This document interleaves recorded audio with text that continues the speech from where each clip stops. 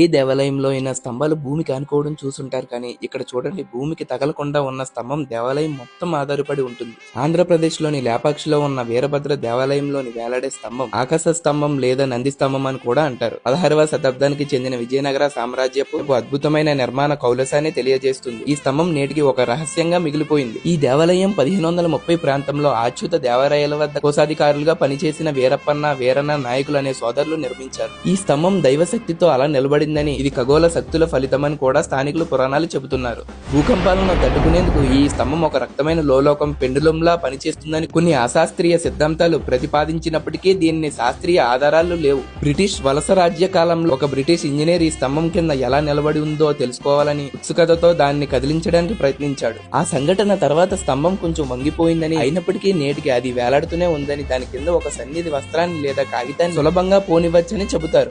ఇది engineering అద్భుతమా, design లో లోపమా, లేదా భూకంప కార్యకలాపాల ఫలితమా అనే దానిపై వివిధ సిద్ధాంతాలు ఉన్నప్పటికీ ఏ ఒక్క వివరణ కూడా నిర్ధారించబడలేదు. ఈ స్తంభం ఇంజనీర్లను మరియు సందర్శకులను ఇప్పటికీ ఆశ్చర్యపరుస్తూనే ఉంది. మీరు కూడా లేపాక్షిలో వీరభద్ర దేవాలయంకి వెళ్లి దర్శించుకోవాలంటే మీ దగ్గర కార్ ఉండాలి. సెలబ్రీ కోసం మన లాండ్రీ కార్స్ యాప్ ని డౌన్లోడ్ చేసుకుని కార్ బుక్ చేసుకోండి. మీ సొంత కార్లను మీరే డ్రైవ్ చేసుకుని మీ ఫ్యామిలీతో హ్యాపీగా వెళ్లి రండి. Car booking contact number 900478 number కి కాల్ చేయండి.